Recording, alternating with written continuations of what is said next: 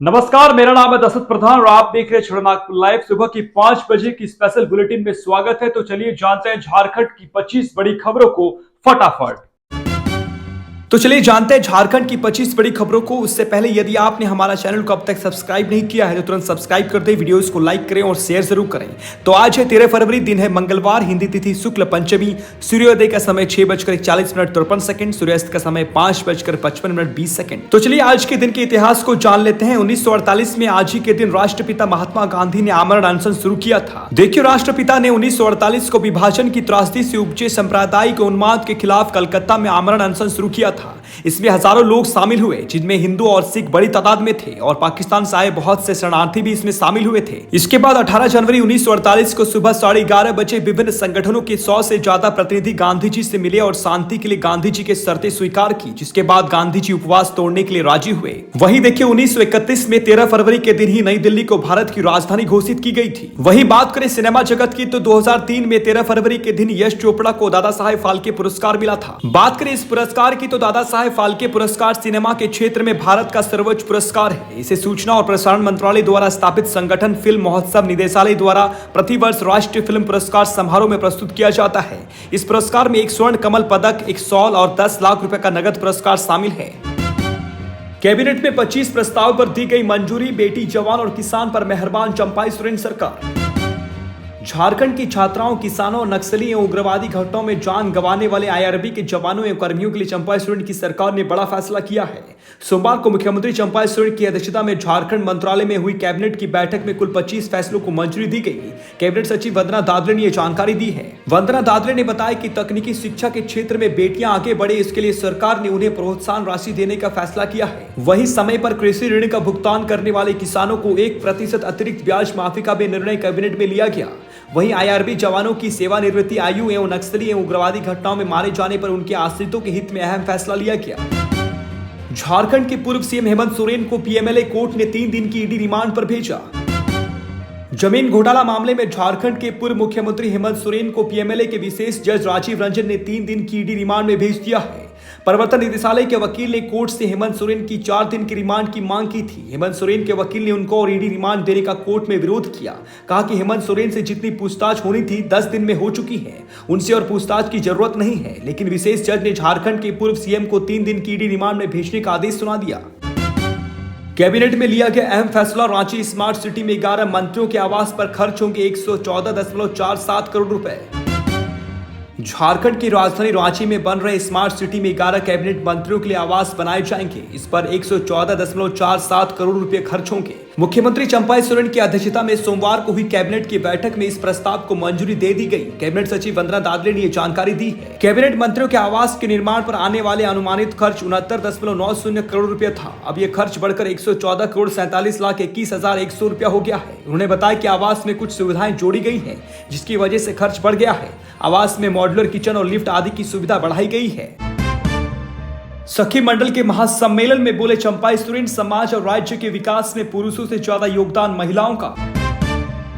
झारखंड के मुख्यमंत्री चंपाई सोरेन ने कहा कि प्रदेश की महिलाएं हर क्षेत्र में आगे बढ़ रही हैं। घर संभालने से लेकर खेत खलियान तक में योगदान दे रही हैं। घर से लेकर समाज तक में पुरुषों से ज्यादा योगदान दे रही हैं। इसलिए हमारी सरकार ने सखी मंडल को सशक्त करने का फैसला किया है। मुख्यमंत्री चंपाई सोरेन ने राजधानी रांची के ऐतिहासिक मोरहाबादी मैदान में सखी मंडल की महिलाओं को राज्य स्तरीय एक्सपोजर एवं क्षमता संवर्धन शिविर सह महिला सम्मेलन को संबोधित करते हुए सोमवार को ये बातें कही।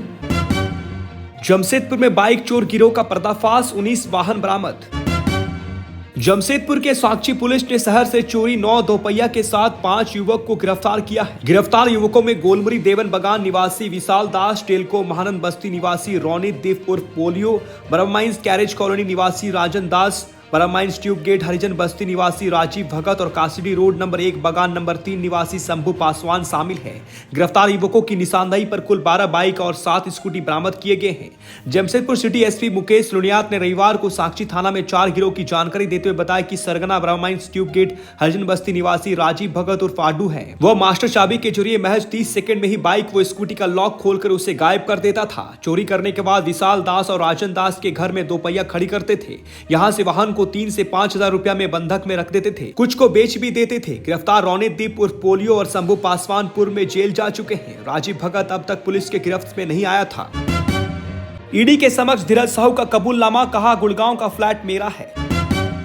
कांग्रेस सांसद धीरज साहू ने ईडी को बताया कि गुड़गांव स्थित फ्लैट उनका है। दूसरी ओर उन्होंने कहा कि दिल्ली स्थित मुख्यमंत्री के आवास से जब्त की गई BMW कार से उनका कोई लेना देना नहीं है। इसके साथ ही हिनू स्थित ईडी कार्यालय में साहेबगंज के उपायुक्त रामनिवास यादव और पूर्व प्रेस सलाहकार अभिषेक उर्फ पिंटू के डिजिटल डिवाइस से डेटा निकालने का काम शनिवार की रात पूरा हो गया।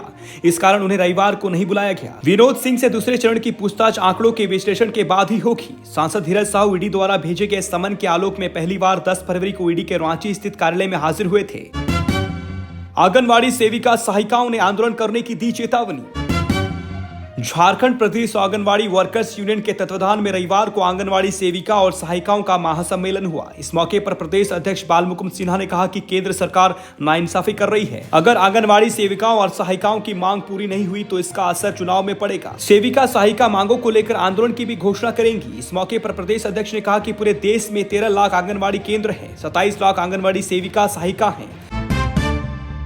व्यापारियों से लेवी वसूलने आए 3 अपराधियों को गुमला पुलिस ने किया हथियार के साथ गिरफ्तार।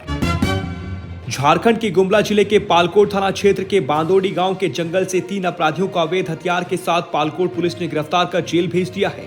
जेल जाने वालों में जमगई करमटोली निवासी वीरेंद्र खड़िया, सिपरिंग लुर्दटोली निवासी संदीप कुजूर व पालकोट केबा बांदोडी निवासी बुद्धेश्वर नागिसिया शामिल है।